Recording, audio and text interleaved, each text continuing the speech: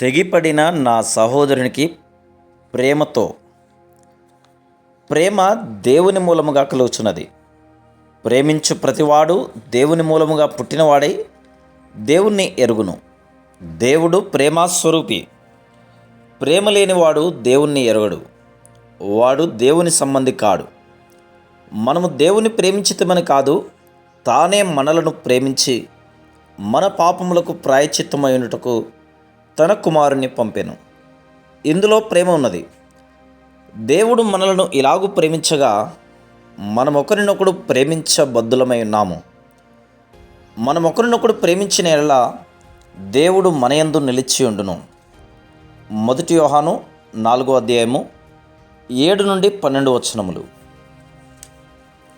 నా కోసం ప్రియమైన నా సహోదరునికి నా హృదయపూర్వక వందనాలు. ఈ నా సహోదరునికి లో ప్రతిసారి నిన్ను నువ్వు అని పిలుస్తుంటాను. అది గర్వం అనుకోవద్దు, అది నా హక్కు. ఎందుకంటే మనమిద్దరము ఒకే రక్తంలో కడగబడి కొనబడ్డాం, ఒకే తండ్రి బిడ్డలం. నీవు నాకు రక్త సంబంధివి అనే చనువుతోనూ స్వాతంత్రంతోనూ మాత్రమే నిన్ను నువ్వు అని పిలుస్తున్నాను. అవును, మనం సహోదరులం.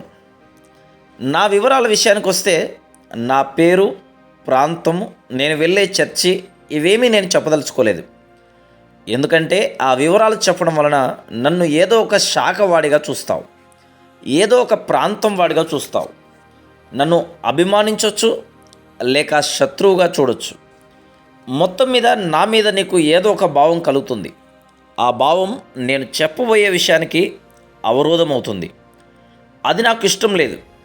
నన్ను నీ సహోదరునిగా మాత్రమే గుర్తించు, అది చాలు. నాకిక వేరే గుర్తింపు, పేరు, ప్రఖ్యాతులు ఏమీ వద్దు. నా ఆశల్లా నా హృదయంలో పొంగుతున్న ఆవేదన నిన్ను చేరాలి, అది నిన్ను మార్చాలి.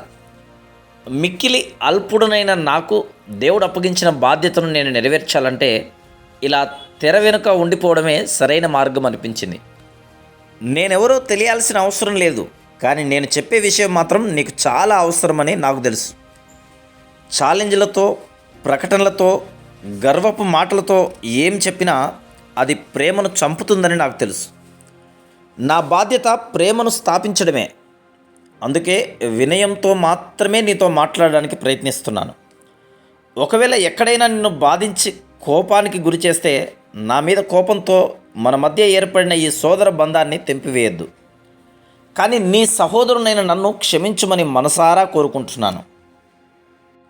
ఇక నా అర్హత విషయానికి వస్తే నేను డాక్టర్ని కాను, రెవరెండ్ని కాను, బిషప్ని కాను, అపోస్తలుని కాను. నాకున్న అర్హతల్లా ఒకటే.